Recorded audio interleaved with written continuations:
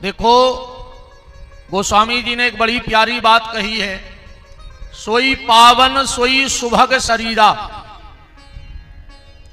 खाली उच्च कोटि में जन्म लेने से ना तो तुम्हारा जीवन धन्य हुआ है और न तुम धन्य हुए हो। बहुत बड़ी जाति मिल गई है, इसका अहंकार मत करना। गोस्वामी जी चाहते तो ये भी लिख देते कि ब्राह्मण का शरीर पवित्र है, क्षत्रिय का शरीर पवित्र है, वैश्य का शरीर पवित्र है, या कनिष्ठ का शरीर पवित्र है। पर गोस्वामी जी ने जाति के बारे में नहीं लिखा। क्या लिखा? सोई पावन सोई सुभग शरीरा। सुंदर शरीर कौन है? पावन शरीर कौन है? बोले जो तन पाय भजे रघुवीरा। जिसने इस मनुष्य का तन लेकर भगवान का नाम लिया है वही शरीर पवित्र है। वरना तो गोस्वामी जी ने यह भी लिखा है, एक जगह लिखा कि बड़े भाग मानुष तन पावा, सुर दुर्लभ सद ग्रंथ ही गावा। और एक जगह यह भी लिखा है कि क्षिति जल पावक गगन समीरा, अपंच रचित यह अधम शरीरा। इस शरीर को अधम भी लिख दिया है और बड़भागी भी लिख दिया है। एक विषय पे दो बातें कैसे हो सकती हैं? एक विषय पे दो बातें कैसे हो सकती हैं? तो गोस्वामी जी कह रहे, जिसने मनुष्य का चोला पहनकर भगवान का नाम ले लिया तो वो बड़े भाग मानुष तन पावा, और जिसने मनुष्य का चोला पहना और भगवत भजन नहीं किया तो कहते इससे अधम शरीर भी दूसरा कोई नहीं है। देखो, अगर मनुष्य तन मिला है तो इसी मनुष्य तन में माधव की प्राप्ति हो जाए, वरना फिर वही 84 का चक्कर भोगना पड़ेगा। पुनरपि जननम पुनरपि मरणम, अंगम गलतम मुंडम पलतम दसन विहीनम त्यासा पिंडम। आदि गुरु शंकराचार्य कह रहे हैं, भज गोविंदम भज गोविंदम भज गोविंदम मूढ़ मते। ऐ मनुष्य, अगर ये तन मिला है तो भगवान का नाम ले डालो। आप सबसे भी व्यास गद्दी यही निवेदन कर रही है कि जितना अधिक से अधिक हो उतना भगवान का नाम लो। जब हनुमान जी के लंका जाना हुआ रावण के दरबार में, तो रावण अपना वैभव दिखा रहा था हनुमान जी को। मेरी सोने की लंका देखो, मेरा परिवार देखो, मेरा कारोबार देखो, मेरा व्यवहार देखो, मेरा व्यापार देखो। पर हनुमान जी देख ही नहीं रहे थे। रावण को बड़ी गुस्सा आई और गुस्से में रावण कहता है, क्यों रे बानर, मैं तुझे अपना वैभव दिखा रहा हूं और तू देख नहीं रहा है।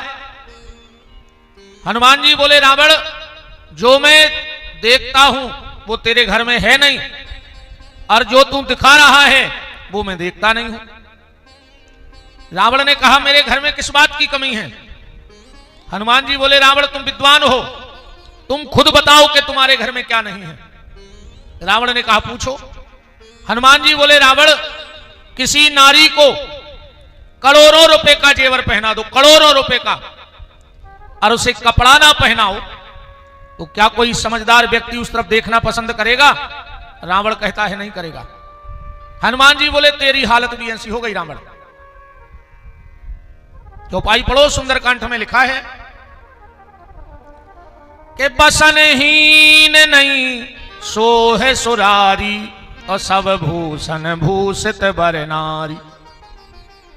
नारी की शोभा आभूषणों से नहीं है, नारी की शोभा वस्त्रों से है। ऐसे ही व्यक्ति की शोभा ये झूठी संपत्ति में नहीं है, उसकी शोभा भगवान के नाम जप में है। इसलिए निवेदन है कि भगवान का नाम जपो, जितना अधिक से अधिक हो सके उतना नाम जपो। कल हम लोग श्रीमद् भागवत के महत्व की चर्चा सुन रहे थे, उसमें आत्मदेव और धुंधकारी की कथा निकली। कथा सीधी सीधी ये है, आत्मदेव नाम का ब्राह्मण था और उसके यहां कोई संतान नहीं थी। मरने गया तो एक महात्मा ने फल दे दिया, लाकर के अपनी पत्नी को खिला दिया, खाने को दिया, और पत्नी ने वो फल गैया को खिला दिया। पड़ोसन के बच्चा हुआ वो ले लिया, और जिस गैया को फल खिलाया तो दोनों के यहां बेटे हो गए। जो पड़ोसन से लिया था उसका नाम हुआ धुंधकारी, और जो गैया के गर्भ से हुआ उसका नाम था गोकर्ण। एक महाविद्वान पंडित बना और एक महान खल बन गया। पंडित जी को बड़ी तकलीफ हुई, क्योंकि धुंधकारी बहुत बिगड़ गया था। पंडित जी ने बीच में आत्महत्या कर ली, प्राण त्याग दिए। गोकर्ण जी बनारस में थे और धुंधकारी को वेश्याओं ने मार डाला। धुंधली भी मर गई अकाल मौत। फिर गोकर्ण जी ने कथा कही और उस कथा के प्रभाव से धुंधकारी मुक्ति हो गई। बस ये कथा है। अब इस कथा से ये समझना है, पूरी कथा का निचोड़ ये है कि मति और श्रीमती, आदमी की मति अगर खराब हो भी जाए तो कोई दिक्कत नहीं है, एक ना एक दिन उसकी मति अच्छी हो ही जाए, पर शर्त जाए कि श्रीमती की मति खराब नहीं हो जाए। अगर श्रीमती अपने रास्ता पे चलत रहे वे सही, तो पति की मति तो सुधर है, बस श्रीमती भर गलत रास्ता नहीं जाए। और श्रीमान जी की मति कितना अच्छी बनी रहे, अगर श्रीमती की मति खराब हो गई तो श्रीमान को फांसी लगाने पर और कोई उपाय नहीं है। फिर ये आत्मदेव धुंधकारी की कथा का सीधा सार है, मति और श्रीमती, दूसरा कोई इसका वो नहीं है। इसलिए कोशिश करो कि श्रीमती की मति ठीक बनी रहे, क्योंकि आज के जो पति पत्नी हैं वो कल के माता पिता बनेंगे, और आज के जो माता पिता हैं वो कल के पति पत्नी थे। जब पति पत्नी में प्रेम रहेगा तो अच्छी संतान का निर्माण होगा। और कहूं दो ही आदमी चुखरिया बिलैया से लड़त रहे तो बाल बच्चों का संस्कार दे हो। आज के समय में पैसा कमावो कठिन नहीं है, आज के समय में पैसा कमाना बिल्कुल कठिन नहीं है। पैसा तो उड़ रहा है, तुम में जितनी दम हो उतना पकड़ ली। आज के समय में नाम कमावो कठिन नहीं है, सोशल मीडिया इतनी एक्टिव है कि रातों रात वायरल हो जाओ, पूरी दुनिया जानने लग। तो वर्तमान समय में सबसे कठिन क्या है? वर्तमान समय में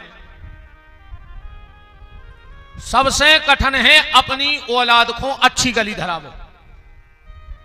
जे की औलाद अच्छी न कर गई होए वो दुनिया को सबसे धनी आदमी कहाओ,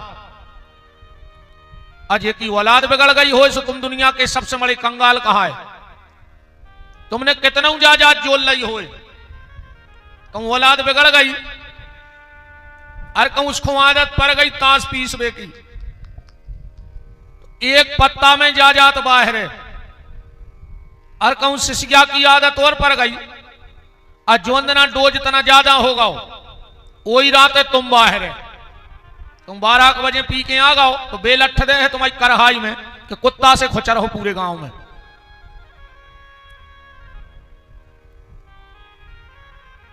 इसीलिए हम बार बार कथाओं में निवेदन करते हैं कि संपत्ति कमाओ, संपत्ति कोई बुरी चीज नहीं है, संपत्ति से तो सत्कर्म होंगे।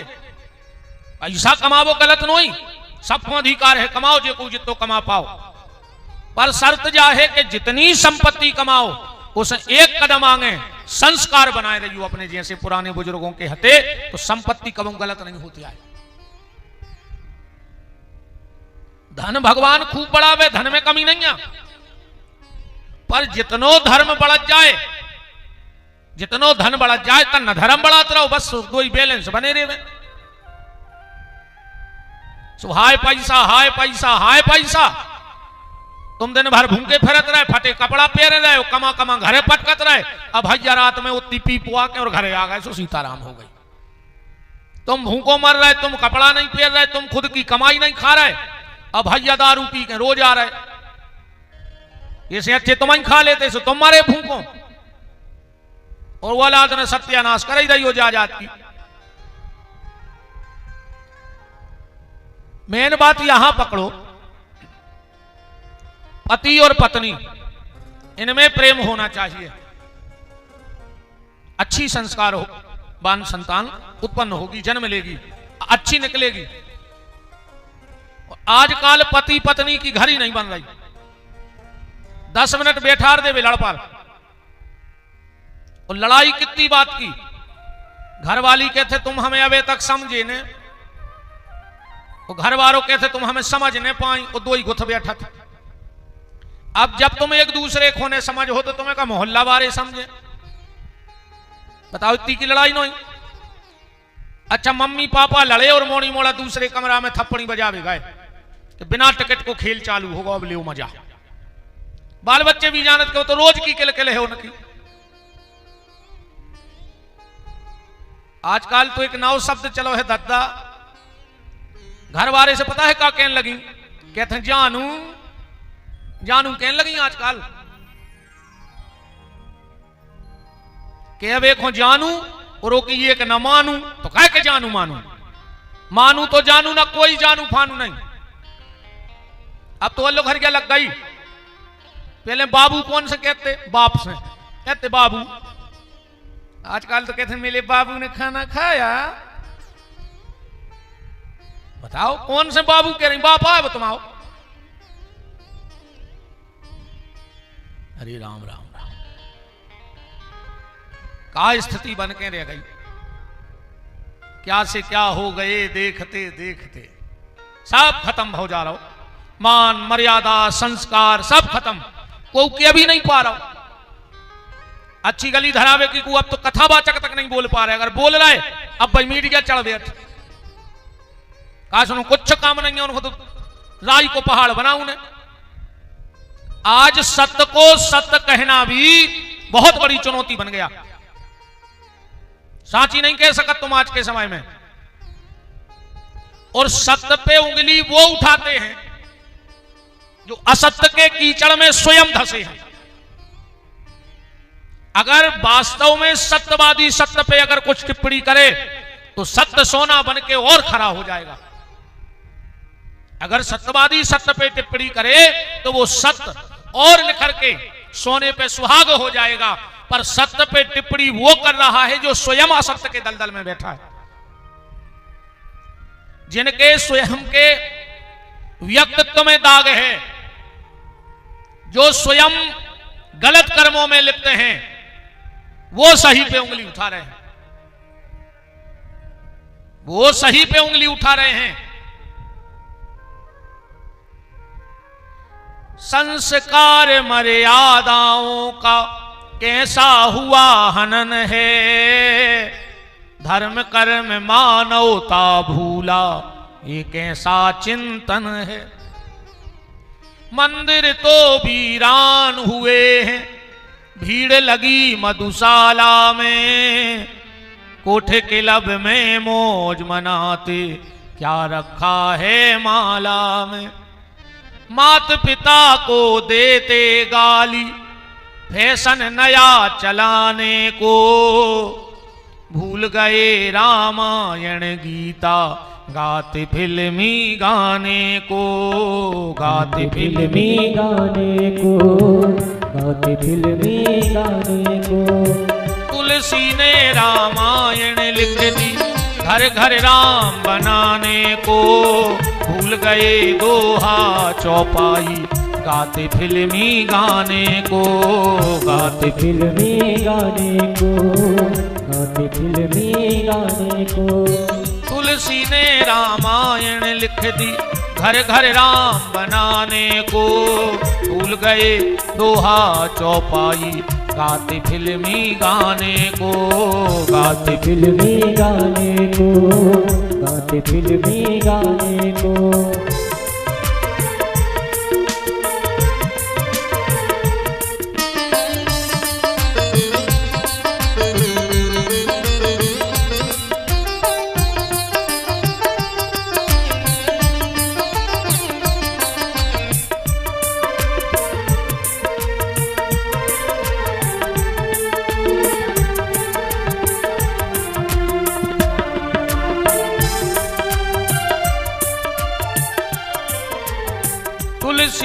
रामायण लिख दी, घर घर राम बनाने को, भूल गए दोहा चौपाई, गाते फिल्मी गाने को, गाते फिल्मी गाने को, गाते फिल्मी गाने को। वजन से बताइए यार, आप बोले में दम ले रहा हुआ। तो निवेदन आपसे ये है कि पहले पति पत्नी में प्रेम बढ़ाइए। अगर अच्छा गृहस्थ जीवन चाहते हो तो, अच्छा गृहस्थ जीवन चाहिए तो पति पत्नी में प्रेम बढ़ाओ, अच्छी संतान होगी। तो मति और श्रीमती देखो, रावण की मति खराब भई पर मंदोदरी की मति अच्छी रही, हिरण्याकश्यपु की मति खराब भई पर कयाधु की मति अच्छी रही। दोनों को भगवत प्राप्ति हो गई कि नहीं हो गई। और इस कथा में आत्मदेव की मति बहुत अच्छी थी पर धुंधली की मति खराब हो गई, सो आत्मदेव को मरना पड़ा। तो कल आप इस विषय पे चर्चा सुन रहे थे। आज नैमिषारण्य की पावन भूमि में श्री सूत जी महाराज से शौनक ऋषियों ने प्रश्न किया कि अब आप ये बताओ, हमने सुना है कि राजा परीक्षित को श्राप लगा, क्या कारण बना? ऐसे धर्मात्मा भागवत पुरुष को श्राप लग गया जिनके बाप दादे भगवान श्री कृष्ण के चरणों में जीवन बिता दिया। सूत जी बोले तो कारण सुनो कि परीक्षित को श्राप क्यों लगा। महाभारत का बिल्कुल अंतिम दिन था, भीम के द्वारा दुर्योधन, इसका एक सार निकालें अपन कथा का। देखो, अर्जुन है जीव और श्री कृष्ण है परमात्मा। अर्जुन रूपी जीव का श्री कृष्ण, हम यहां तक आप लोगों को दिक्कत हो तो आप कुर्सी डाल सकते हो। देखो आदत की बात है, हमें तो आदत है, आप लोगों को नहीं रहती, लोगों को पालथी लगा के। दो चीजें कभी घर में नहीं करनी चाहिए। एक, कभी ऐसे नहीं बैठना चाहिए। यहां तक शास्त्र कहता है कि अपनों सबसे खास संबंधी कायने हुए, व्यवहार कल टूटते सो अब भाई टूट जाए। वो जिंदगी अपने घरे नहीं आवे, बिल्कुल नहीं आवे। पर अगर तुम्हारे घर में कोई आके ऐसा बैठ जाता है तो उठा कर भगा दो, तुरंत तुरंत भगा दो, जिंदगी को रिश्ता खत्म हो जाए चाहे। क्यों? क्योंकि ये दरिद्र आसन है। ऐसा जितनी देर हमारे घर में या हमारे सामने कोई बैठता है तो वो हमारी सुख समृद्धि अपने घर ले जाता है और अपने दुख दालुदुर अपने घर में छोड़ के जाता है। दो चीजें कभी मत करना, तुम्हारे घर की रिद्धि सिद्धि को किसी की नजर नहीं लगेगी। पहले तो कभी किसी को अपने घर में ऐसे मत बैठने देना, ये आसन पांव बांध के ऐसे। और दूसरा, घर का झाड़ू बाहर का आदमी देख ना पाए। झाड़ू लगाओ और छिपा के रख दो, तुम्हारे घर की रिद्धि सिद्धि कभी नहीं जाएगी। घर का झाड़ू लगाओ और छिपा के रख दो। झाड़ू को साधारण मत समझना। घर का पुराना झाड़ू जब खराब हो जाए, टूटने लगे, तो उसके और छोटे छोटे टुकड़े कर लो पुराने झाड़ू के। एक लाल कपड़े में वो टुकड़े की पोटली बांध लो, उसमें थोड़ा सा पीला सरसों डाल दो, थोड़ा सा कोयला डाल दो और खड़ा नमक डिगलिया वाला और एक तांबे का सिक्का। जिस दिन गुरुवार का दिन हो और पुख पड़ जाए, नक्षत्र गुरु पुख हो, शाम को 4:30 बजे से 6 बजे के बीच में खेत के ईशान दिशा में गड़ा दो। 1 साल तक उस खेत में ओले नहीं पड़ सकते, और पड़ जाए तो नाक काट लियो हमारी भोपाल में बुला के। इसमें बड़ी बात का कहता है, हम नाक कटवा दें अपनी। तुम्हें ऐसा लगता हो कि हमारे घर में किसी ने टोटका टोना जादू ऊपरी कर दिया है, बाप पुटरिया बना के एक गमला में दबा के अपने छत पे रख दो। माई का लाल कोई तांत्रिक पैदा नहीं हुआ जो तुम्हारे घर पे कोई अलाय बलाय ऊपरी टोटका टोना कर सके, और कर दिया होगा तो उसी दिन सब नष्ट हो जाएगा। आसन नहीं लगाना चाहिए। अपने घर में भी कोई आए तो भगा दो उठा के, जाओ तुम। बात कहां चल रही थी? दुनिया में ऐसा कोई व्यक्ति नहीं है जिसने गलती न की हो। है ऐसा कोई आप लोगों की नजर में? चलो इतने लोगों में एक आदमी हाथ उठा दो कि अभी तक हमसे कोई गलती नहीं हुई, हम मान जाएंगे। ऐसा कोई व्यक्ति पैदा नहीं हुआ जिसने जीवन में कुछ ना कुछ गलती ना की हो। तो अर्जुन ने क्या गलती नहीं की? महाभारत के युद्ध में क्या अर्जुन ने छल नहीं किया? अब मैं बताता हूं अर्जुन की गलतियां। क्या भीष्म को छल से नहीं मारा गया महाभारत के युद्ध में? अर्जुन के रथ पे शिखंडी ने बैठा रहोगा तो जो छल लो ही। क्या द्रोणाचार्य को छल से नहीं मारा गया महाभारत में? युधिष्ठिर से झूठी बुलवाई गई कि अश्वत्थामा मारा गया, वो मरा था अश्वत्थामा नाम का हाथी। तो क्या ये छल नहीं था? कर्ण को क्या छल से नहीं मारा गया? युद्ध नीति कहती है कि अगर युद्ध में सामने वाले का शस्त्र गिर जाए तो उस पर वार नहीं किया जाता। और अर्जुन को रथ को पहिया जमीन में धसका हुआ अर्जुन कर्ण को, और भगवान ने कही पे बाण चलाओ, जो छल नहीं। फिर भी भगवान ने अर्जुन को नहीं छोड़ा। कारण बात जाई पकड़ने अपन को कथा में से। अर्जुन ने 5 चीजें अपने घर में ले आन के रख ली थी, और अगर ये 5 चीजें अपन भी अपने घर में रख ले में तो जीवन में अगर गलती भी कर भी तो भी भगवान अपन को छोड़ है। अगर हमसे गलती, वो तो हुई ही गलती, पर ये 5 चीजें अपने घर में लाके रख लो तो भगवान तुम्हें छोड़ने वाले नहीं हैं। 5 चीजें कौन? अब देखियो अर्जुन के घर ये 5 चीजें हैं। सबसे पहले क्या है? अर्जुन के घर में है धर्म। धर्म माने युधिष्ठिर, धर्मराज युधिष्ठिर है कि नहीं अर्जुन के? धर्म। अपने घर में धर्म रखो। और धर्म क्या है? धर्म की बड़ी व्याख्याएं विद्वानों के अलग अलग मत से हुई। कोई कहता है परहित सरस धर्म नहीं भाई, अपर पीड़ा सम नहीं अधमाई।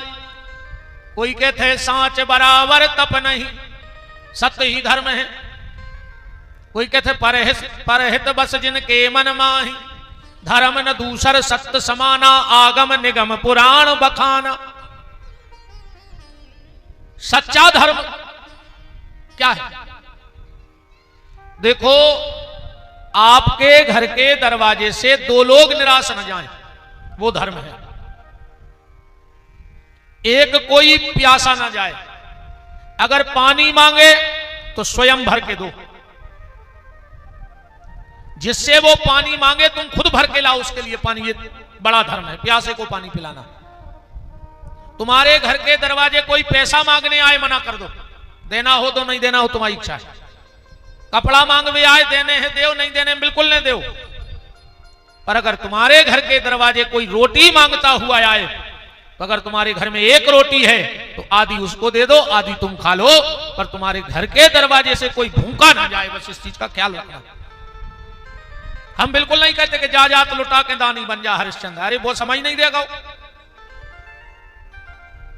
बिल्कुल जा जात लुटा के तुम भिखारी बन जाओ, तुम्हें को दे। फिर सबसे बड़ा दान है रोटी, बस भूखा ना जाए तुम्हारे घर से कोई। पैसा मना कर दियो। अगर तुमसे कोई कहे कि भूख लगी तो कहियो बैठो भैया, हम रोटी ले आ रहे हैं, बैठो खाओ और पानी पियो फिर जाओ। ये धर्म है। भूखे को टुकड़ा, प्यासे को पानी, और हरि भक्तों की यही है निशानी। भगवान के भक्तों की यही चिनार है, क्योंकि दरवाजे से कोई भूखा नहीं जाता। तो अपने घर में धर्म रखो। दूसरा क्या है अर्जुन के घर में? बल। बल माने भीम। अपने घर में बल भी रखो। बल कौन सा? को कष्ट देवे वारो बल नहीं। खान पीन को बल रखो। शेर भूखों मर जाए पर चारों ने खे के खा ले, और हाथी भूखों मर जाए पर मांस ने खे। और आज को आदमी दुनिया को सब दाल दुर खा ले जो कछु बनो है सो एको कछु नी में ही नहीं। शेर को नियम है, आज के आदमी को कोई नियम नहीं है। तो कहावत भी चल रही, हम भी खाएं तुम भी खाओ और योजना का लाभ उठाओ, जितो मिल जाए सो खा जाओ। आदमी को ऐसा लग रहा है कि पूरी दुनिया के मर जाते हम अकेले ही बचते, तो जब पूरी जायदाद हमारी हो जाती। वो तो आदमी को बस या नहीं आ रहे मौत पे न चाहे जे घुमाड़ आ रहे आज को आदमी।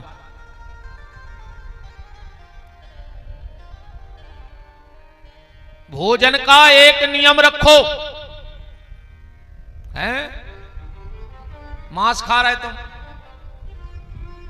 अच्छा जितने जे मांस खाते हैं इनको माछों को घिनापन तो लगता ही नहीं हुई। माछी आछी तो जैसे ही खा जाते होंगे बीन के, इनके घरे मच्छर रही न पाते होंगे। जैसे अपन भोजन के बाद लौंग खाते हैं ऐसे जो माछी बीन बीन खाते होंगे मांस खावे वाले। बताओ जब तुम ठाड़ो मुर्गा पटा गए तो तुम्हें माछों को का घिनापन। अबे भगवान ने आदमी बनाओ है सो रोटी खा ले। अब मर के जब भगवान के जाओ सो भगवान से कह दियो कि प्रभु हमें आदमी बना के पहुंचाओ। वो कहियो हमें रोटी अच्छी नहीं लगी, तुम तो हमें कुत्ता बना दे सो हम हाड़ चीथत रहे जिंदगी भर। आज जितने ये मांस खा रहे जो बने हैं तो कुत्ता ही अगले जन्म में बिल्कुल गारंटी है। तो भगवान चूक गया गाओ कि तुम्हें ये बार इंसान बना दो, अगली बार तो तुम्हें कुत्ता बनना ही है। खान पीन का बल रखो और एक नियम बना लो तो खान पीन को नियम तो अपने आप बन जाए। जो नियम बना ले कि जब तक भगवान को भोग नहीं लग जाए जो चीज को हम खे हैं ही नहीं, तो फिर तुम अपने आप शुद्ध भोजन करने लग। भोजन वो ही करो जो भगवान को भोग लग जाए, भोजन वही करो जिसपे तुलसी का पत्ता डल जाए। और तुलसी का पत्ता तो अच्छी चीजों पे डलेगा तो घर में गलत कुछ बनेगा ही नहीं।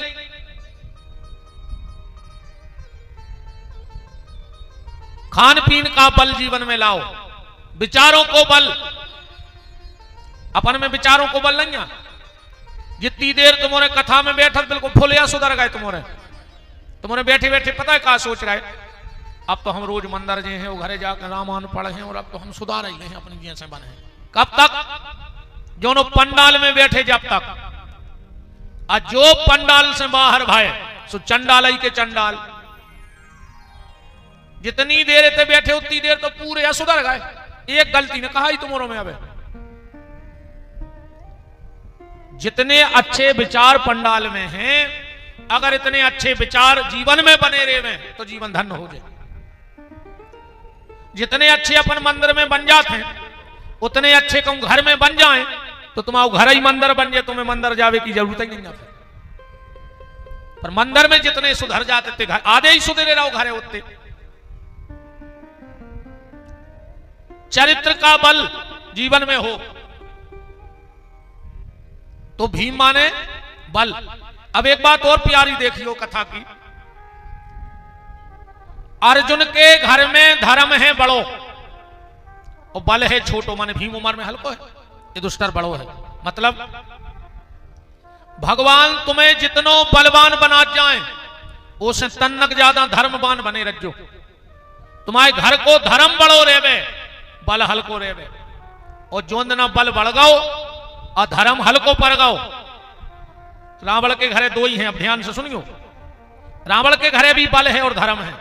बल माने कुंभकर्ण, धर्म माने विभीषण। पर वो के घरे कुंभकर्ण बड़ो है माने बल बड़ो है और धर्म हल्को है। सो के घर में लोग हरी लग गई, लगी कि नहीं लगी, घर बरो के नहीं बरो। ऐसा ही जो ना तुम्हारा बल बढ़ जाए और धर्म छोटो हो जाए, भगवान वही दिन लोग हरी क्या धर दे तुम्हारे घर में। तुम्हारे जोरे जा जाते नहीं जोरे ने तुम्हें मेरा जो कि तुम पैसा जोड़ ले आओ, वो को मिटाने हुए कहूं एक बाल खराब हो गई तो चेक की पूरी बाल है जितनी तुमने कटवा के थ्रेसर करवाई है, बेच बांच के और एक ही बाल के रहे हो, पूरी बाल है बिक मंडी में। तुमने कितना अपने पास रख लो हुए कहूं भगवान ने बाईपास करवा दो तो ने बाई के पास बचने ने पापा के पास बचने, अगर तुम खुदा ही ने पट जाओ सालक में फिर सुने तुम्हारे पास कछु बचने। प्रभु जब देता है तो ढेरों के ढेर देता है, और अगर रूठ जाए तो चमड़ी उधेड़ देता है। वो टेम नहीं लगे कभी राजा से भिखारी और भिखारी से राजा बना देवे। इसलिए अपने घर में धर्म बड़ा रखो, बल छोटा हो। अगर तुम्हारे घर में कोई आग भी लगा देगा, अगर तुम्हारे घर में धर्म बड़ा है और बल छोटा है, तुम्हारे घर में कोई आग भी लगा दे, कथा तो तुमने सुनी है, लाक्षागृह में पांडवों को दुर्योधन जलावो चाहे रहो तो, पर भगवान गए बचावे के नहीं गए। भगवान से पूछी तुम काहे गए बचावे, बोले को धर्म बड़ो है, बल हल्को है, हम तो बचे हैं वो परिवार को। बोले ना बड़ो काहे नहीं बचाओ, बोले ओके घर है बल ज्यादा हाँ तो धर्म कम हाँ तो सो के घर में लग गए लोग घर पे। ऐसा ही कोनो दिन अपने घर में लग जाए लोग घर अपन कुछ न कर ले, का कर ले तुम भगवान को। अच्छी 2-4 जनों को बड़ी बड़ी सी बीमारी दे दें, का कर लो भगवान हमार भी हो, भगवान से लड़ ले।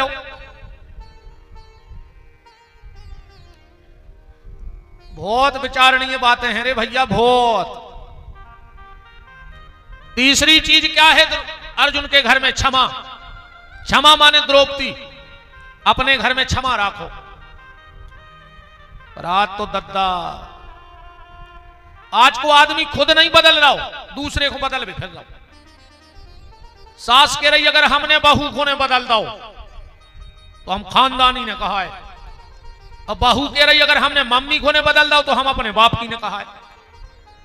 सास बहू को बदलवे फिर रही, बहू सास को बदलवे फिर रही, मनो खुद को नहीं बदलो चाह रहा। सामने वाला नहीं बदलेगा, अब तुम्हें बदलना पड़ेगा, तुम बदल जाओ। श्री राम शर्मा जी का यह शब्द बड़ा प्रचलित हुआ कि हम बदलेंगे जग बदलेगा, हम सुधरेंगे जग सुधरेगा। पहले हम सुधर जाएं फिर दूसरों को सुधारने की कोशिश करें, पर खुद को सुधारने नहीं है और दूसरे को सुधार भी फिर रहे। क्षमा, अपने घर में क्षमा ले आओ। जिसके घर में 2 चीजों में शर्म न आवे वो घर कभी टूट नहीं सकते। अगर बड़ों की गलती हो गई अपन से तो माफी मांगवे में शर्म न करियो। हो गई गलती, हाथ जोड़ लो, माफी मांग लो। छोटे कभी माफी मांगने में शर्म ना करें और बड़े माफ करवे में देरी न करें, तो वे घर कब टूटा ही नहीं सका। पर आज को आदमी झुको ही नहीं चाह रहा, हम काय झुके, हम काय माफी मांगे। अरे राम राम प्यारी, बहुत द्रौपदी जैसा कोई क्षमा करने वाला नहीं है। महाभारत का बिल्कुल अंतिम दिन था, दुर्योधन की जंघा तोड़ दी गई, भगवान पांडवों को लेकर चले गए। दुर्योधन अकेलो पड़ो है कुरुक्षेत्र में। उसी समय द्रोणाचार्य का बेटा अश्वत्थामा दुर्योधन के पास गया और बोला दुर्योधन मरने का बड़ा कष्ट हो रहा है तुझे। दुर्योधन बोलो नहीं नहीं हमें मरवे को कोई कष्ट नहीं है। फिर मौका उतारे। दुर्योधन बोलो हमें जो कष्ट है कि हम 100 भैया हते, 99 मर गए, हम मरवे वाले हैं, और पांडव 5 थे, उनमें से एक भी नहीं मरो। अगर एक ही मर जातो तो हम सुख से मर जाते। देखो दुष्ट, पूरी जिंदगी दुष्टता की और मरने के बाद भी विचार का ले आ रहा हो दुष्टता ही के। कछु कछु आदमों को स्वभाव रहते रे वे को सुखी नहीं देख सके। हाँ, जो स्वभाव रहता आदमी को, उनको जो दुख नहीं है कि हमारा मकान नहीं है, कि गाड़ी नहीं है, उनको दुख जो है कि इनकी 3 खंड काय बन गए। ये गाड़ी में न कर रही इनकी और पलट जाती, सो ये भी हमारी यहां रोड पे हो जाती। ये से ज्यादा दुखी है आज को आदमी। एक गांव में एक आदमी है तो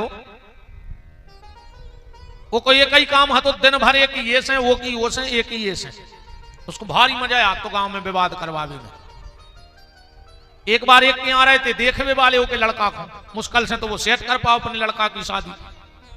अब को रात भर से जा टेंशन बन गई कि ऐसा हुए कि जब इनके रिश्तेदार आवे, जब इनके वो आ जावे ना, वो तो बिगाड़ है। अच्छा तो कैसी बनी कि जब इनके रिश्तेदारों की गाड़ी आई वो सामने से बोलेगा तारा एक तो पसीना आ गो। अब जो बिगाड़ है हमारी, सुने तुरंत अपने लड़का को 500 रुपया दे के कक्का यार है पाँव पल्ले जल्दी को मान जाए 500 में। रिश्तेदार बैठे ही थे जो वो दरवाजे आओ, लड़का ने 500 के पाँव परे, वो पता है क्या करो और बेटा अब मिर्गी को रोग ठीक होगा। अब बताओ को कर है अपनी मोड़ी को भी आओ पता पड़ जाए कि मोड़ा को मिर्गी याद। अरे वो मर गओ, जब मरन लगो सो टेंशन बन गई कि हम मर जाए तो गांव के सुखी हो जाए, हम मर जाए तो गांव के सुखी हो जाए, गांव में लड़ाई को करवा। सोचत सोचत वो तो मर गओ के कोई हतो ने, गांव भर के बस्ती के खट्टे भाई के चलो मर गओ अपने गांव को आए लकड़ जा तो दे नहीं पर सियाने सियाने बैठे, लड़का अपने ठटरी बना रहे थे, सब व्यवस्थाएं कर रहे थे। एक लड़का बोलो के सियाने बैठे थे, बोले भैया इनके जेब में एक चिट्ठी रखी है, गांव को कहीं निकालो। ओके जेब में से चिट्ठी निकली और चिट्ठी में लिखो तो कि पूरे गांव के लोगों को हम पांव परत हैं, हमें पता है कि हमने जिंदगी भरे गांव को परेशान करो है, हमें कभी अच्छो नहीं होता गांव में, पर तुमने सब बड़े मनवारे हो, हमें माफ कर दियो। और अगर गांव भर ने हमें माफ कर दो हो तो हमारी अंतिम इच्छा पूरी कर दियो, ना हमारी आत्मा भटक है। गांव के बोले अब बताओ मार तो गाँव अंतिम इच्छा कर देगी पूरी, बताओ क्या है कि अंतिम इच्छा। वो में लिखो तो कि हमें शमशान घाट कंधा पे रख के नहीं ले जाइयो, हमारे पांव में रस्सी बांध के गांव में हो खचोर के मरघटा तक ले जाइयो तो हमारी आत्मा को शांति मिल जाए। अब लड़का बोले सियानों से क्या करना है, अरे बोले वो की छाती बांध के खचोरत चलो, वो के पांव में बांधी रस्सी रे आधे गांव में तो खचोरा ही पाए, जो नो पुलिस आ गई पूरे गांव को उठा ले गई। 20 साल गांव भर ने पेशी करी, माने उन्हें जिगत में भी पेरो और मर के भी ऐसी व्यवस्था कर गो कि आदि समनिया के पेशी कर रहा है। तो कुछ कुछ लोगों की आदत होती है कि वो तो परेशान कर हैं, ऐसा ही जो दुर्योधन है, जीते जी इसने कभी अच्छा नहीं किया, मर के भी विचार का ले आ रहा हो कि पांडवों में ये कहीं मर जाते तो हम सुख से मर जाते। अश्वत्थामा ने कहा दुर्योधन तूने मुझ पे भरोसा नहीं किया,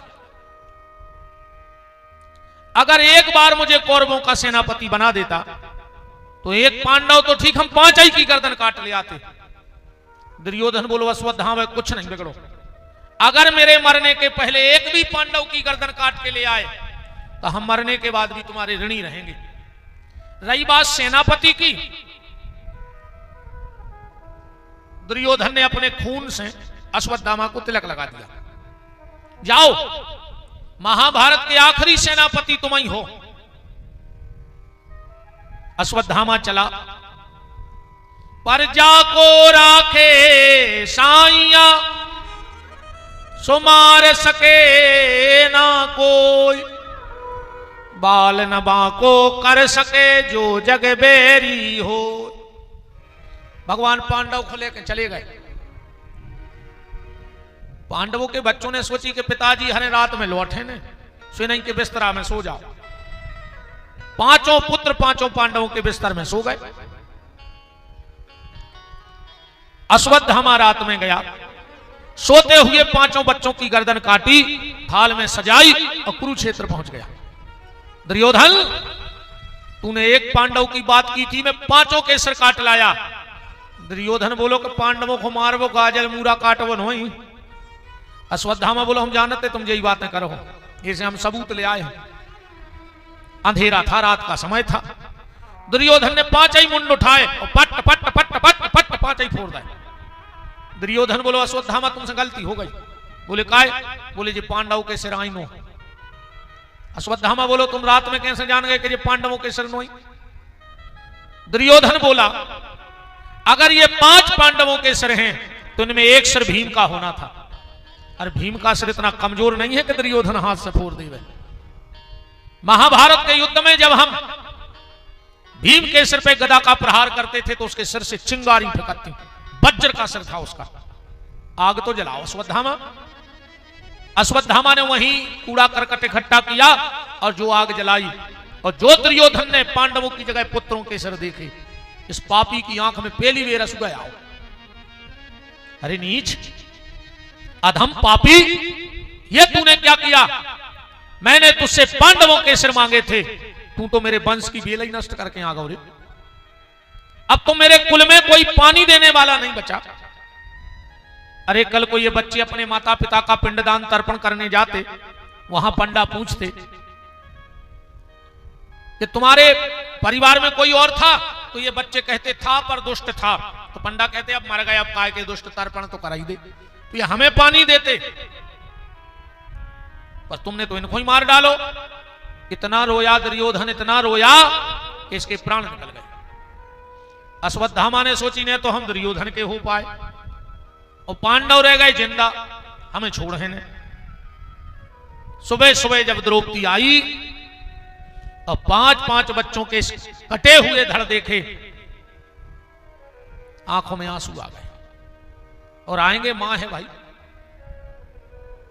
3 दिनानो तिरिया रोवे, 6 महीना नो भाई, और जन्म जन्म नो माता रोवे, कर गए आस पराई। पुत्र की मृत्यु पे अगर सबसे ज्यादा किसी को दुख होता है तो मां को होता है, क्योंकि उसने अपना खून दूध बना के पिलाया है, अपना खून दूध बना के पिलाया है। बगल में भगवान खड़े थे, बोले बहन बच्चों के मरने का कष्ट हो रहा है। द्रौपदी बोली नहीं भैया, तुम्हारे संगे रह के तो हम जानने लगे। बोले क्या? कि दुनिया की बगिया में अब तक ना कोई फूल खिला, खिल के जिसको मुरझाना न पड़ा।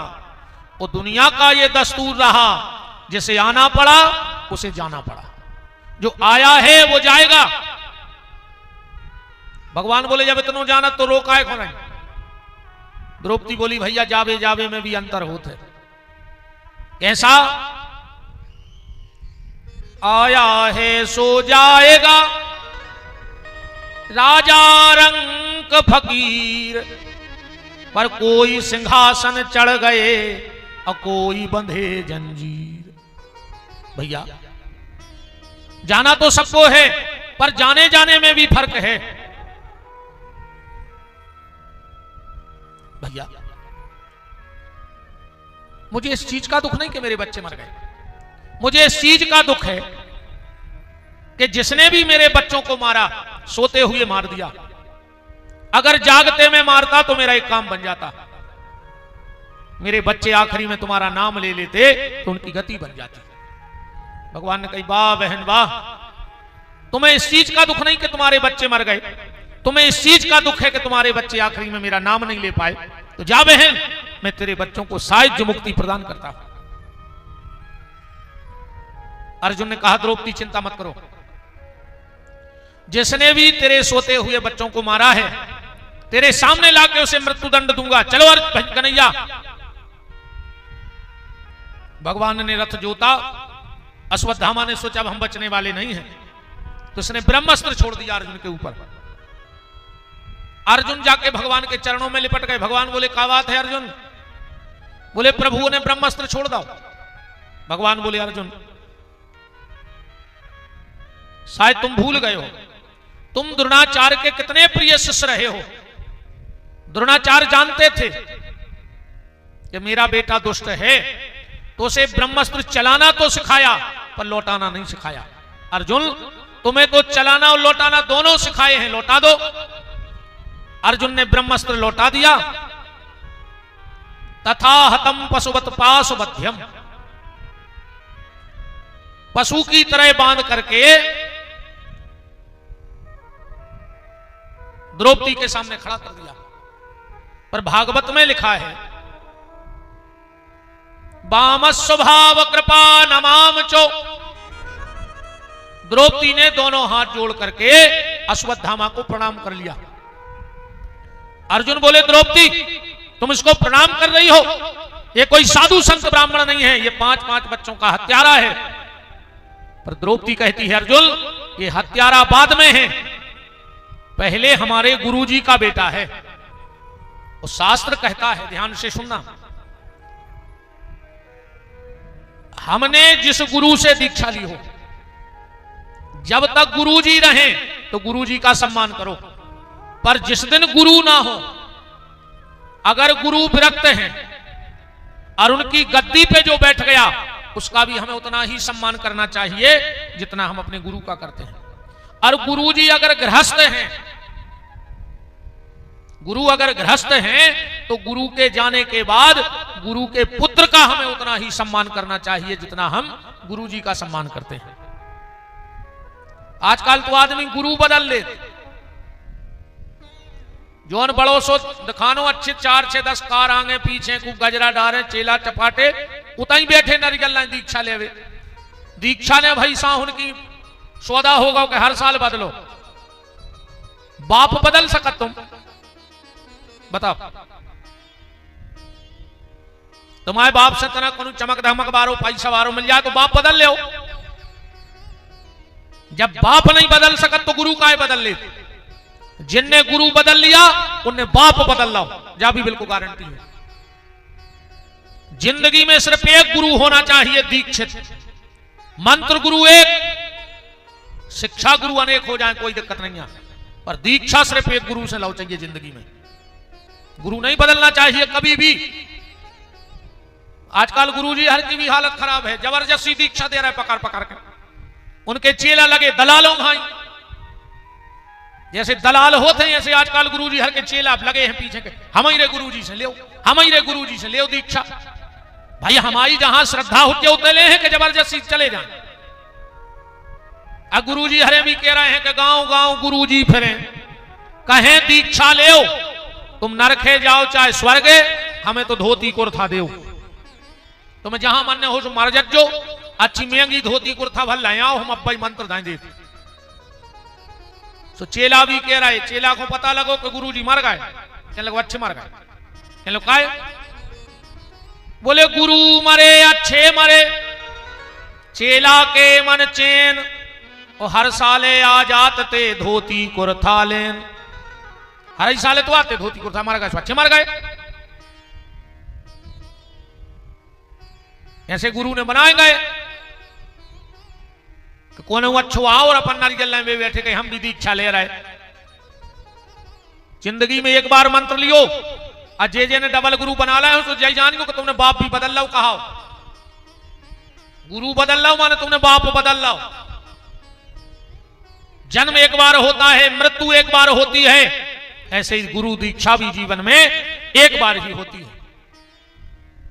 एक माता जी मिली हमें एक कथा में, बोले गुरु जी दीक्षा दे, तो हमने कहा आज तक नहीं। गड़ा भभूत झाड़ फूंक दीक्षा, हमने कहा हमसे बिल्कुल दूर है।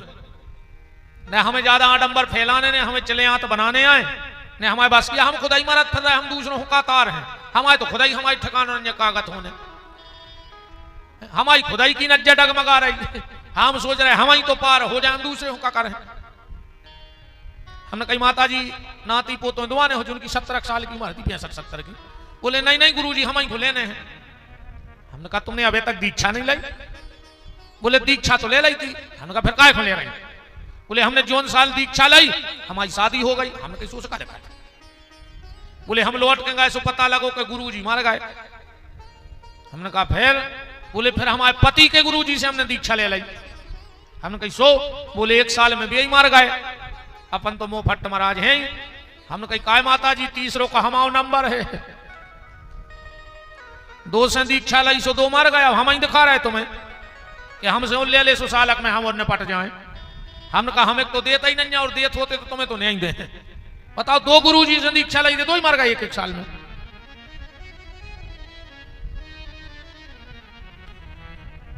बात और निवेदन ये आपसे कर रहे हैं, जब तक गुरु रहें गुरु का सम्मान करो। जिस दिन गुरु जी ना हो तो गुरु जी के पुत्र का उतना ही सम्मान करो। दीक्षा जरूरी है।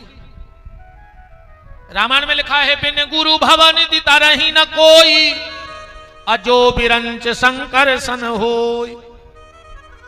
गुरु दीक्षा जरूरी है। योग गुरु से दीक्षा लो। जब योग गुरु मिलेगा तो फिर तुम हाथ जोड़ के गुरुदेव से कहना कि गुरुदेव दया करना, मैं तेरे सहारे हूं। गुरुदेव दया करना, मैं तेरे सहारे हूँ। गुरुदेव दया करना, मैं तेरे भरोसे हूँ। गुरुदेव दया करना, मैं तेरे भरोसे हूँ। आपके यहाँ का हमें लगता है नियम कुछ गड़बड़ सा है, क्यों भाई रूप सिंह जी? कचू ऐसा तो नियम नहीं है गांव को भाई। हमने कही थी ना 25 साल पहले भोपाल आए थे कथा करवे, बिल्कुल बाल अवस्था थी हमारी। जाने सोचो कि हम बिल्कुल बूढ़े या हो गए। तो 25 साल पहले आए थे तो 70-80 के तो कहा ही। उस वक्त मेरी आयु थी 15-16 साल। जब हम भोपाल कथा करने आए थे 15 से 16 साल की आयु थी। बहुत छोटे से भगवान की कृपा है कथा गा रहे हैं। अब इसके बीच में क्या सिस्टम बदला राजधानी का हमें नहीं पता। कछु ऐसा तो नियम नहीं आके जैसे मान के चलो जे को पंडाल में गा है को अलग से चंदा लगे या पैसा रहता। कछु ऐसा कहे कि मतलब तुमने हमारी कथा में काय गाओ 10,000 दे। रूप सिंह जी मना कर रहे हैं, ऐसा कछु नियम नहीं है तुम्हारे तो गाओ। कछु ऐसे नहीं गाए कि हमें रसीद ने कटवाने पड़े 10,000 की, तो तुमने काय गाओ, इसलिए तुम लोग भी गाओ।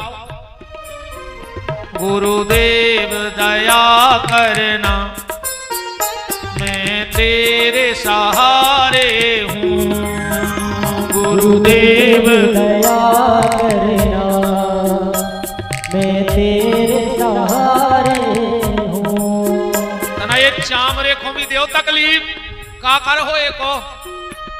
आखिरी में लूघरा खल्ले हैं, चाहे सागर के हो चाहे भोपाल के हो।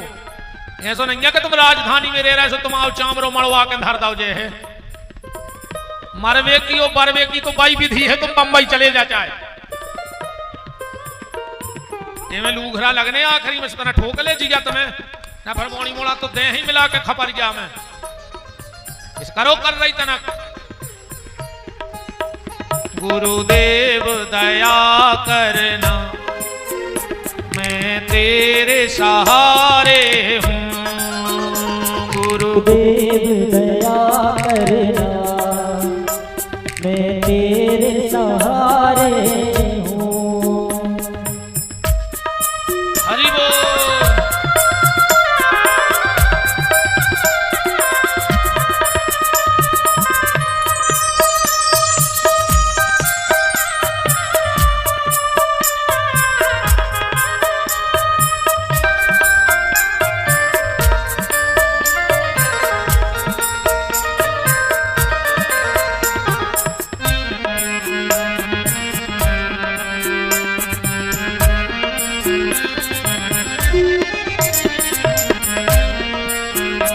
काया के सहारे हूँ ना जाया के सहारे हूँ। ना काया के सहारे हूँ, ना जाया के सहारे हूँ। हे गुरुदेव, मुझे इस काया का भी भरोसा नहीं है कि ये मेरे हिसाब से भजन करेगी कि नहीं करेगी।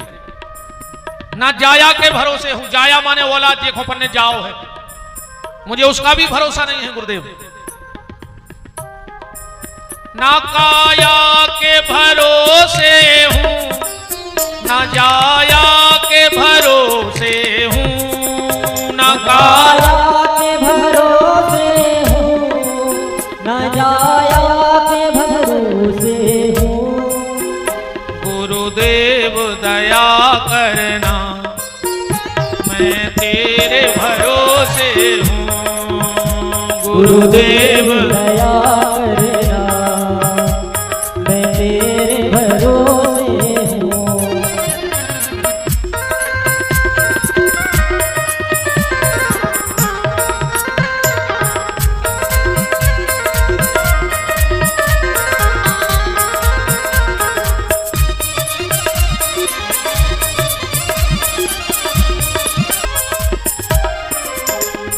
ना मन के भरोसे हूँ, ना धन के भरोसे हूँ, ना मन के भरोसे हूँ, ना तन के भरोसे हूँ, ना मन के भरोसे हूँ, ना धन के गुरुदेव दया करना मैं तेरे भरोसे हूँ। गुरुदेव दया करना मैं तेरे भरोसे हूँ। गुरुदेव दया करना मैं तेरे भरोसे हूँ। गुरुदेव दया करना मैं तेरे भरोसे हूँ। गुरुदेव दया करना मैं तेरे भरोसे हूँ। गुरुदेव दया करना मैं तेरे भरोसे हूँ। द्रौपदी ने प्रणाम कर लिया और द्रौपदी ने एक अच्छी बात कही, ध्यान से सुना। द्रौपदी बोली, अर्जुन अगर तुम इसको मार डालोगे तो क्या मेरे 5 पुत्र जिंदा हो जाएंगे? अर्जुन ने कहा नहीं होंगे। तो द्रौपदी बोली, अर्जुन मुझे पता है कि बच्चों के मरने पर कितनी तकलीफ होती है, क्योंकि मेरे 5 बच्चे मरे पड़े हैं। अर्जुन मैं नहीं चाहती कि जो तकलीफ मुझे हो रही है वो दुनिया की किसी और नारी को भोगनी पड़े। और अर्जुन अगर मेरे 5 बच्चे मर भी गए तो कोई बात नहीं, मुझे 5 पतियों का सहारा है। और तुमने इसके बूढ़े पिता को पहले मार डाला, ये बूढ़ी मां की बुढ़ापे की आखिरी लाठी बची है। अर्जुन मैं नहीं चाहती कि उस मां की लाठी कोई छीन लेवे, इसलिए अर्जुन इसे छोड़ दो। मैंने 5 बच्चों की हत्या माफ की। भगवान ने कहा, धन्य है बहन द्रौपदी, तेरे लिए धन्य है, इतना विशाल हृदय तेरा। युधिष्ठिर ने कहा, अर्जुन द्रौपदी ठीक कहती है, छोड़ दो इसे। अर्जुन बोले, हमें कहा तुम कह रहे हो हम छोड़ दे, हमें क्या दिक्कत है। पर बीच में भीम कूद के आ गए। अर्जुन मार डाल इस पापी के लिए, इसने सोते हुए बच्चों को मारा है। और जो बच्चे मरे हैं वो कोई साधारण बच्चे नहीं हैं। क्या लिखा है? जो बच्चे मारे गए वो कौन हैं? वो बच्चे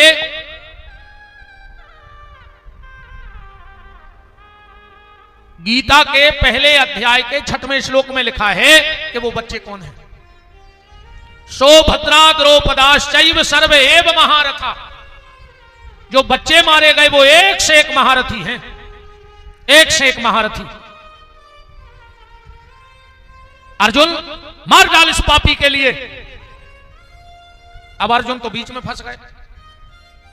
द्रौपदी युधिष्ठिर कह रहे हैं कि छोड़ दो, और भीम कह रहे मार डालो। अब अर्जुन क्या करें? अर्जुन ने सोची जो फैसला भगवान से करवा लाएं। अब भगवान के पास गए, बोले प्रभु हमें क्या करना चाहिए? भगवान बोले मार डालो। अर्जुन ने जैसे ही बाण निकाला, भगवान बोले सुनो अर्जुन, ब्रह्म बंधुर न हंतव्यो। ब्राह्मण कितना आता ताई काय न हो जाए, तो जान से न मारो चाहिए। अर्जुन बोले छोड़ दें। भगवान बोले तुम क्षत्रिय हो और क्षत्रिय का धर्म है कि आता ताई को जान से मार देना चाहिए। अर्जुन बोले मार दें। बोले ब्राह्मण है, जान से नहीं मारने। बोले छोड़ दें। बोले तुम क्षत्रिय हो, तुम्हें छोड़ने नहीं है। अर्जुन ने कही जो फैसला सही दो, मार रहे सो वो ब्राह्मण और छोड़ रहे सो क्षत्रिय। अच्छा भगवान ऐसा क्यों कर रहे? भगवान अर्जुन की परीक्षा ले रहे हैं।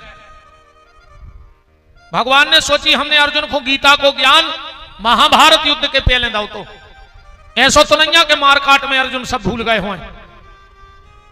अर्जुन को याद आ गया ऐसे समय में क्या करना चाहिए। शास्त्र कहता है सम्माननीय व्यक्ति को कभी जान से नहीं मारना चाहिए। जान से मार दोगे वो एक ही बेर तकलीफ हुई है। तो बोले फिर क्या करें? बोले उसे बुलाओ और बुला करके समाज में उसका अपमान करके भगा दो। अगर समाज में सम्माननीय व्यक्ति का अपमान हो जाता है तो उसे मृत्यु से ज्यादा तकलीफ होती है। और वो जब तक जिंदा रहे वो पल पल मौत ये सो कष्ट रहे। अर्जुन ने यही किया, चोटी निकाल ली, काट दी, मणि निकाल ली और भगा दिया। प्रतिशोध की ज्वाला में जलता हुआ अश्वत्थामा चला गया। भगवान ने 5 मृत पुत्रों का संस्कार कराया और अश्वत्थामा ने विचार किया कि हमारी चुटैया काटी, हमारी मणि निकाली, अब हम तुम्हारे कुल में पानी देने वाला नहीं बचने देंगे। पांडवों का आखिरी वंश बीज क्या है? अभिमन्यु की पत्नी उत्तरा के गर्भ में राजा परीक्षित। अश्वत्थामा ने ब्रह्मास्त्र छोड़ दिया कि अब हम उत्तरा के गर्भ को नष्ट कर देंगे। उत्तरा भगवान के पास दौड़ी, जब गर्भ में आग लग गई, दग्ध होने लगा। उत्तरा से किसी ने कहा कि जब तुम्हारे 5-5 ससुर बैठे थे, तुम्हारी सास बैठी थी, उनके पास क्यों नहीं गई, भगवान के पास क्यों गई? उत्तरा बोली कि हमारी सास यह गलती कर चुकी है, हमारी सास ये गलती कर चुकी है। जब उसकी साड़ी खींची तो मेरी सास तो सबके पास गई थी, पर मदद किसी ने नहीं की। मदद किसने की? बांके बिहारी ने। तो जब हमें पता है कि कहीं मदद मिलनी नहीं है, जहां मदद मिलनी वहां जाओ। देखो भैया, एक बात है, यहां किसी का कोई सहारा नहीं है बांके बिहारी के अलावा। तुम घर की नारी की कहो कि हमारा संग दे है, तो ये भ्रम से बाहर आ जाओ। घर की नारी तो ठीक, एक दिन हाथ की नारी भी संग छोड़ दे। छोड़ है कि नहीं छोड़? कोई भी सियानो आके कहे डॉक्टर कह दे अब नारी नहीं है, तो बोले फिर बोले अब धरो आगी कंडों में, वाहरे मटक जवर का मर गए।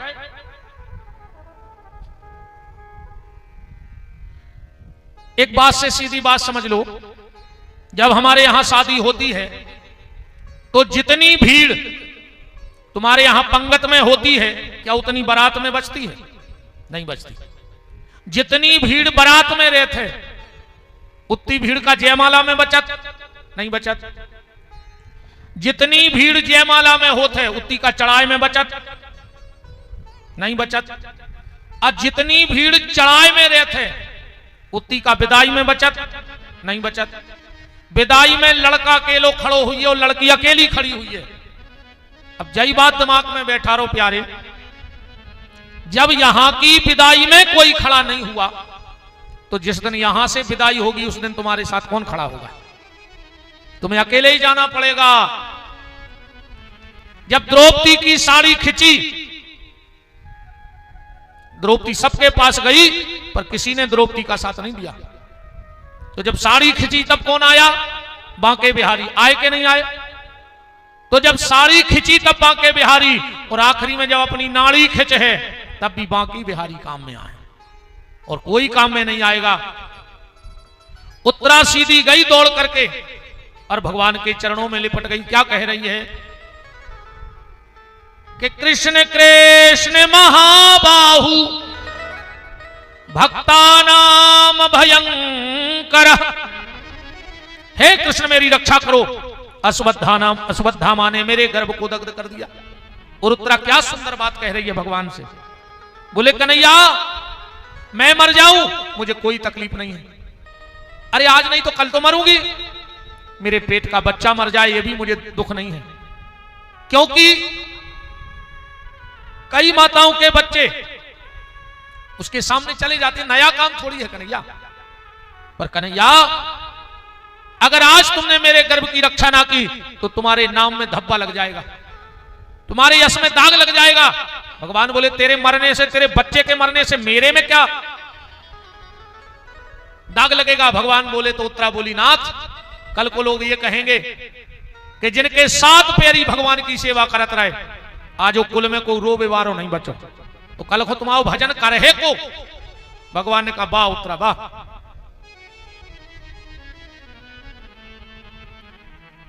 काम भी बना लिया और हमारा एहसान भी नहीं लिया। एक क्षण नहीं लगा भगवान को, और उत्तरा के गर्भ में प्रवेश कर गए। बोलो गर्भहारी भगवान की। उत्तरा के गर्भ की रक्षा की और भगवान द्वारका के लिए तैयार हो गए। जब परीक्षित का जन्म हुआ, दष्टोनादि हो गया, अब भगवान कहां जा रहे हैं? द्वारका। पूरी तैयारी हो गई भगवान की, सब भगवान को विदाई देने आए और अचानक भगवान रुक गए। बोले अब हम अभी नहीं जा रहे हैं। क्यों? बोले हम 1-2 दिन रुकेंगे। तो सब अपने अपने तरीका से भाव लगा रहे हैं। कुंती कह रही मेरे लिए रुका है क्योंकि मेरा भतीजा है, सोचा होगा अब कुछ दिन बुआ के पास अलग से रहेंगे। द्रौपदी सोच रही हमको बहन कहते हैं इसलिए रुक गए हैं। युधिष्ठिर बोले हमें बड़ो भैया मानस, तो हमारे लाने रुके हुए हैं। अर्जुन सोच रहा है हमारे लाने रुके हैं। सब अपने अपने भाव लगा रहे, पर भगवान वास्तव में किसके लिए रुके हैं? भीष्म पितामह के लिए रुक गए। भगवान रुके, बैठ गए, कुंती पास में पहुंच गई और भगवान से बोली कन्हैया मुझे पता है कि तू मेरा भतीजा है, पर तू भगवान भी है, तो क्या मैं तुझसे एक वरदान मांग सकती हूं? अरे भगवान का बुआ तुमने मांगने का सोचा, मांगो क्या चाहती हो। और कुंती ने भगवान से वरदान मांगा। क्या वरदान मांगा? विपदा संतुना सस्वत तत्र तत्र जगत गुरुर। हे कन्हैया संसार की जितनी विपत्ति हो वो हमें दे दो। भगवान बोले बुआ क्या मांग रही हो? विपत्ति? बोले हां। भगवान बोले बुआ तुम्हारा पेट नहीं भरो, पूरी जिंदगी तुमने विपत्ति के अलावा कुछ देखा ही नहीं, फिर भी विपत्ति से पेट नहीं भरो। बुआ एक दिन ऐसा बता दे जिस दिन तूने जिंदगी में सुख देखा हो। तो वास्तव में अगर कुंती का जीवन देखोगे तो कुंती के जीवन में सुखाऊ नहीं है। कुंती का असली नाम जानते हैं क्या है? श्री कृष्ण की सगी बुआ है कुंती, वसुदेव जी की सगी बहन है कुंती, सूरसेन की पुत्री। इनका असली नाम था प्रथा। देवी भागवत में कथा है कुंती की विस्तार से। 3 साल की थी कुंती, नाम था प्रथा। कुंती भोज राजा के कोई औलाद नहीं थी, तो कुंती को गोदी नामा होगा। तो कुंती भोज राजा ने गोदी लिया, इसलिए इनका नाम ही कुंती पड़ गया। भगवान बोले बुआ 3 साल में तुम्हारा घर छूट गया, पति मिला पीलिया को रोगी, पांडु को जन्मजात पीलिया तो, और महात्मा किदंब का श्राप। एक बार महात्मा किदंब अपनी पत्नी के साथ हिरणी बनके सांसारिक कर्मों में थे। पांडु ने बाण मारो, एक ही बाण में 2 ही भिड़ गए। किदंब ने श्राप दे दिया, पांडु जिस दिन तू अपनी पत्नी के पास गलत विचार से जाएगा उसी दिन तेरी मृत्यु हो जाएगी। भगवान बोले बुआ 3 साल में मां बाप छूट गए, पति मिला पीलिया का रोगी, वो भी श्रापित। एक दिन की बात, माधवी कर रही थी तालाब में स्नान, पांडु अपने आप को न रोक पाए और जो जाके माधवी का स्पर्श किया पांडु के प्राण निकल गए। भगवान बोले बुआ तू भर जवानी में विधवा हो गई, फिर भी तेरा दुख से पेट नहीं भरा। कुंती सती होना चाहती थी पति के साथ। माधवी ने कहा दीदी मुझे सती हो जाने दो। क्यों? देखो 2 पुत्र मेरे, 3 तुम्हारे। दीदी मुझे खुद से ज्यादा तुम पे भरोसा है।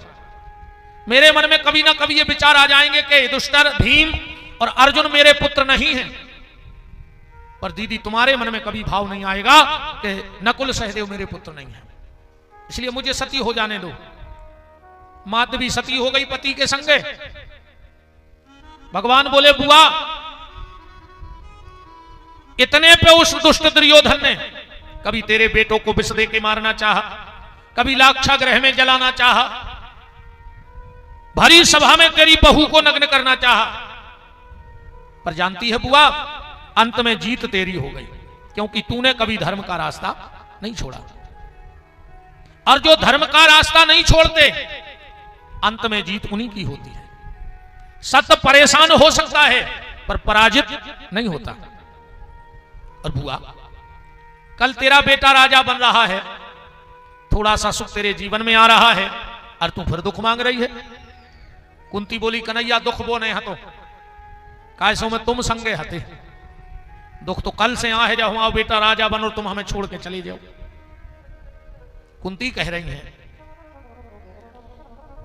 कि सुख के माथे सिल पड़े जो हरि हृदय से जाए, बलहारी बा दुख की जो पल पल नाम जपा। कन्हैया वो दुख अच्छा है जिसमें तुम थे, इसलिए मुझे दुख दो। भगवान बोले, बुआ जो चीज तुम हमसे मांग रही वो हमारे पास है ही नहीं। भगवान से तुम दुख मांग हो तो भी न दे पे दुख, कैसे के लगा है ही नहीं है बातचीत। बुआ, मेरे दरवाजे तो लोग ये आके कहते हैं क्या, बांके बिहारी जी गिरबरधारी जी, बांके बिहारी जी दूर करो दुख मेरा। बांके बिहारी जी दूर करो दुख मेरा, बांके बिहारी जी दूर करो दुख मेरा। बांके बिहारी जी दूर करो दुख मेरा। गिरबरधारी जी दूर करो दुख मेरा। गिरबरधारी जी दूर करो दुख मेरा। हरि बोल।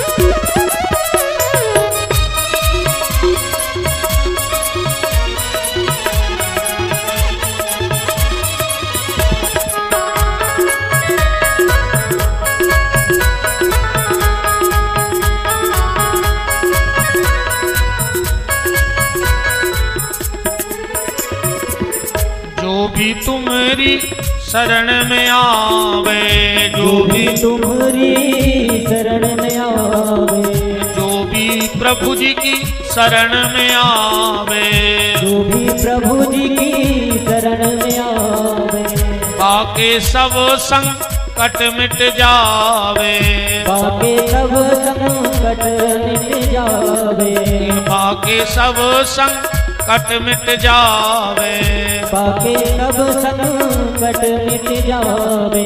मैं हूँ शरण तिहारी जी, मैं हूँ शरण तिहारी जी, मैं हूँ शरण तिहारी जी, मैं हूँ शरण तिहारी जी, दूर करो दुख मेरा बांके बिहारी, दूर करो दुख मेरा। गिरबरधारी जी दूर करो दुख मेरा। हरि बोल।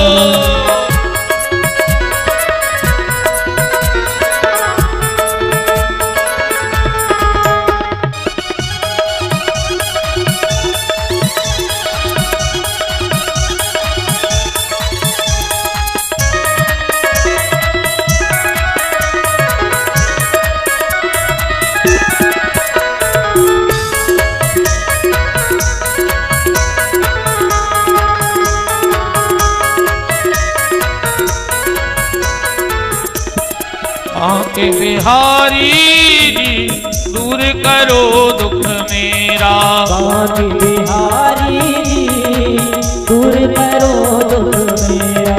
गिरबरधारी जी दूर करो दुख मेरा, गिरबरधारी जी दूर करो दुख मेरा। बांके बिहारी जी दूर करो दुख मेरा, बांके बिहारी जी दूर करो दुख मेरा। गिरबरधारी जी दूर करो दुख मेरा, गिरबरधारी जी दूर करो दुख मेरा। बांके बिहारी जी दूर करो दुख मेरा, गिरवरधारी जी दूर करो दुख मेरा, बांके बिहारी जी दूर करो दुख मेरा, गिरवरधारी जी दूर करो दुख मेरा, गिरवरधारी जी दूर करो दुख मेरा, गिरवरधारी जी दूर करो दुख मेरा, बांके बिहारी जी दूर करो दुख मेरा, बांके बिहारी जी दूर करो दुख मेरा, बांके बिहारी जी दूर करो दुख मेरा, गिरवरधारी जी दूर करो दुख मेरा, बांके बिहारी जी दूर करो दुख मेरा, गिरवरधारी जी दूर करो दुख मेरा, बांके बिहारी जी दूर करो दुख मेरा, बांके बिहारी जी दूर करो दुख मेरा, गिरवरधारी जी दूर करो दुख मेरा, गिरवरधारी जी दूर करो दुख मेरा। तो विपदा संतुना शाश्वत तत्र तत्र जगत गुरु। कुंती ने भगवान से विपत्ति मांगी, और कौन सी विपत्ति? जो कभी दूर ना हो मुझसे, शाश्वत आखिरी सांस तक रहे, क्योंकि तुम्हारी याद रहेगी बांके बिहारी। अब भगवान कुरुक्षेत्र में जा रहे हैं। यहां भगवान का एक भक्त बैठा है जिसका नाम है भीष्म। अच्छा, एक बात देखना, महाभारत का सबसे बड़ा पात्र है भीष्म, है कि नहीं है? अखंड ब्रह्मचर्य व्रत का पालन करने वाला है, पर आखिरी में मरा कहां? बाणों की गोदी में। मरा कि नहीं मरा? 27 दिन बाणों पे रखे रहे भीष्म। और रामचरितमानस का एक छोटा सा पात्र जिसका नाम है गीधराज जटायु, जिंदगी भर मांस खाओ, गीध आए फलार तो करत नहीं हुई, खा तो मांसा ही हुई। एक जीवन भर अखंड ब्रह्मचर्य व्रत से रहा और आखिरी में मरा बाणों की गोद में। और एक ने जीवन भर मांस खाया पर मरा कहां? निर्वाण की गोद में, राम जी की गोदी में। ऐसा क्यों हुआ? ऐसा इसलिए हुआ, जटायु जानता था कि हम रावण से जीतने पे, पर जब रावण ने सीता का हरण किया तो जटायु ने रावण को ललकार दिया, हट, मेरे सामने भारत की बेटी का हरण करके ले जाएगा।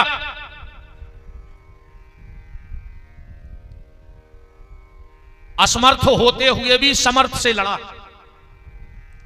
और एक भीष्म जानते थे, अगर भीष्म एक बार उठ के कह देते कि दुर्योधन तुम्हारी इतनी मजाल कि हमारे सामने हमारी घर की बहू को निर्वस्त्र कर रहा है, तो दुर्योधन की मजाल नहीं हती कि द्रौपदी को चीर खिंच जा, तो कहती मजाल। समर्थ होते हुए भी भीष्म बैठे रहे। अंत क्या बना? एक बाण की गोदी में, दूसरा निर्वाण की गोदी में मरा। समर्थ और असमर्थ का ये हश्र देखो आप। जब भगवान पहुंचे तो भीष्म नेत्र बंद करे हैं। अर्जुन ने जाके कही, दादा प्रणाम। भीष्म ने आंखें नहीं खोली। अब भीष्म ने सोची अगर हम आंखें खोल रहे हैं, अंतिम समय है, और कहूं वही परिवार दिखाते रहो, तो अंतो मति सो गति। अंत में व्यक्ति की जैसी मति होती है वैसी उसकी गति हो जाती है। यही कहते हैं आखिरी में अब ऐसे भजन करो सो आखिरी में भगवान की खबर आ जाए। न पूरे घर के घेर जे हैं, कहो दादा हरे राम हरे, दादा कहो हरे राम हरे। और दादा कह रहे अरे मरे, अरे मरे। दादा के बाप ने नहीं कही कबू हरे राम हरे। अब बुढ़ापे में नहीं कर रही दादा के मुंह से हरे राम हरे। फिर तो आदमी मरन लगत है, कहीं तन्ना बहू को बुला दे, तन्ना नाती को बुला दे, तन्ना दामाद को फोन लगा। ये नहीं को देखा देखा तो तुम मरबे के हो गए। अब पूरे नाती पंती दामाद बिटिया घेर ले, सुखा तुम्हें बचा ले। अरे आखिरी में इधे भगवान की खबर कर ले, मर रहे हो। अब न प्रेयसी का थोते एक दादा मरन लगो, वो कहते चाल लड़का सुबह आखिरी में करे आ आ आ आ आ आ मर गओ ऐसो हाथ करे। चार ही लड़कों ने सोची कि पिताजी है तेरे कंजूस क्या माँ या गड़ाए थे वो बता रहे थे वो बता पाई नहीं मर गए।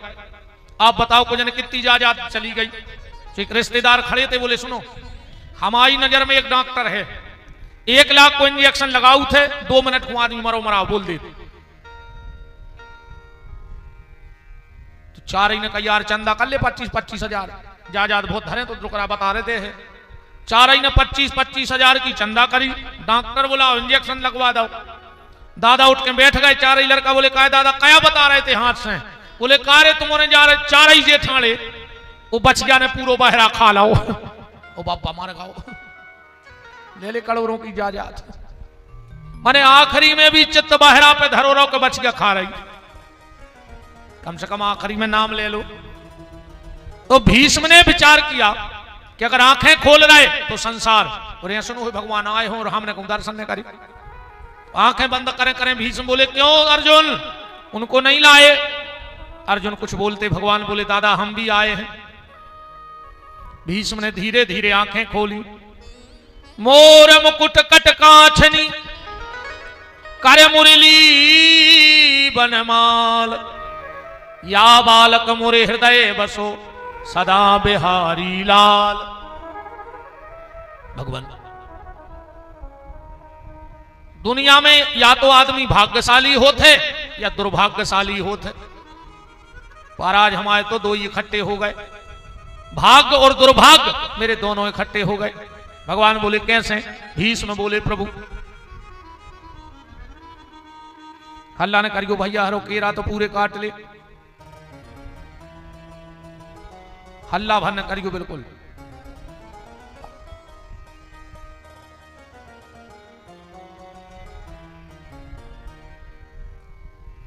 राम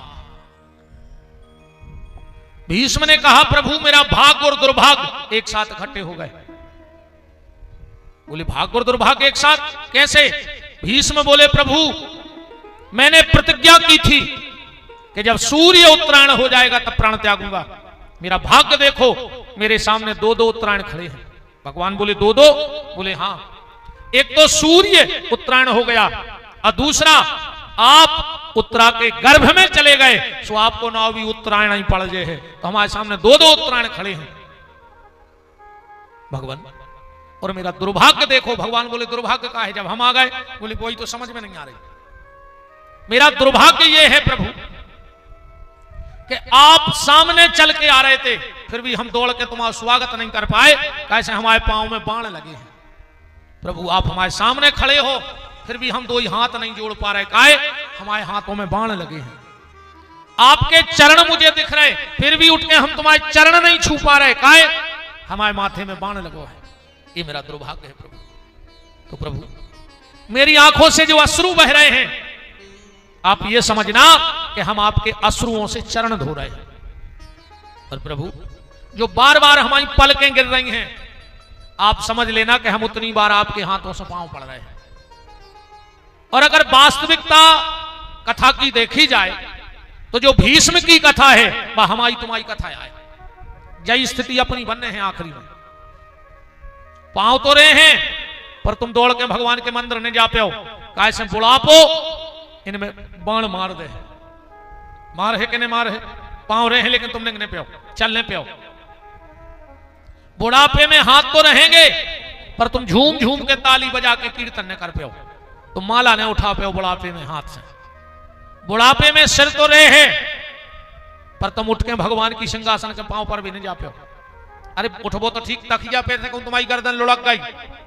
अको नाती पोतों ने देख ली तो सीधी कर दे लटका लटका मार जाओ भुनसरा मारे मिल हो रात भर में तो निपटाई जाओ। इसीलिए जब तक पांव चल रहे हैं तीरथ कर आओ। जब तक ये हाथ चल रहा है माला उठा ले और भजन कर डालो। जब तक जो सिर तुम्हारे हिसाब से चल रहा है गौ संत ब्राह्मण माँ बाप के चरणों में झुका दो। ठाकुर जी की चौखट पे झुका लो। आंखों पर तनेगा जाला नाक से बहेगा नाला लाठी पर पड़ेगा पाला जरा जिंदगानी में पड़े पड़े बिस्तर पर डले डले अकड़ाओगे। जब पीक ना बचेगी मुंह में तो भजन करोगे क्या बंदबाणी में। बुढ़ापे में भजन नहीं हुई है। क्षण भंग और जीवन की कलिका, कल प्रात को जान खिली न खिली। मलयागिर की स्वच्छ शीतल मंद, समीर सुगंध झिली न झिली। कलिकाल कुठार लिए फिरता, तन नम्र से चोट झिली न झिली। जपले हरि नाम अरी रसना, जयंत समय में हिली न हिली। कोई भरोसा नहीं है कि आखिरी में नाव ले ले हो ले डारो। जीवन खत्म हुआ तो जीने का ढंग आया, कबीरदास जी कह रहे हैं। गाड़ी निकल गई तो घर से चला मुसाफिर, मायूस हाथ मलता वापस वो लौट आया। मन की मशीनरी ने उस वक्त चल न सीखा, जब तन के हर एक पुर्जे में जंग आया। बुढ़ापे में भजन नहीं होने, बुढ़ापे खोने बैठो। एक आध बार जिगत में नर्मदा जी में डुबकी लगाया होशंगाबाद, एक होने बैठे रहो कि जब मार जाओ सो मोड़ी मोड़ा इतनी सी थेल गया मैं तुम्हारे हाड़ लेके जे हैं। वो तो नर्मदा जी को तुम्हारे हाड़ नहीं चाहने ने राख चाहने आए उनको, खारी शराबे जे हैं बाल बच्चे का। एक आध बार तुम्हारी जिगत में हो आओ। आखिरी में इलाहाबाद फूल लेके जा रहे थे लिया में गाय, तो गंगा जी को तुम्हारे हाड़ या चाहे पूरी जिंदगी चक्के आई में तई धरे रहे और मारे गए सो कई फूल सराया सो तुम बेमान उतारे या तुम्हें तक आए। और तुम्हारे भी रहे जिनके बूढ़े बहु दद्दा हुए, एक आध बार सफर ले आओ रे। एक होने बैठे रहो कि मारे जन जब लेवाज हैं जी के तई में सफर ले आओ, एक आध बार ना हुआ ले आओ। कछु कछु कहते हैं कि अब वो भगवान हमें बुला नहीं रहे, तो तुम्हारे घरे आवे भगवान चावल लेके के चलो बाप गंगा जी सफर जाओ, उनकी तो अटकिया है, भगवान नहीं बुला रहे तुम्हें काहे। और हम तो कहते जे पूजा कहते कि हमें भगवान नहीं बुला रहे, तो हम तो कहता वहीं बुला ले। तो जन्माष्टमी नो माय खारी और शुद्धता तक हो जाए। ऐसी न कहेंगे कछु कछु कथा में चलो कहता भगवान बुला नहीं रहे। अगर भगवान ने बुला लाओ तो पूरी साल रिश्तेदार आउत बिना बुलाए, कबू पुड़िया में गुलाल धरे, कबू थैला में लड्डू धरे, अरे भाई आगरा हमने कजरिए लाए।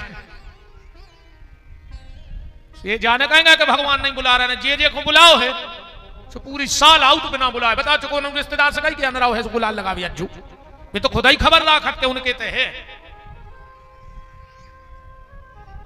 भीष्म ने भगवान के मुखमंडल का दर्शन करते करते और प्राणों का परायण किया। भीष्म कह रहे हैं कि इतना तो करना स्वामी, इतना तो करना स्वामी, जब प्राण तन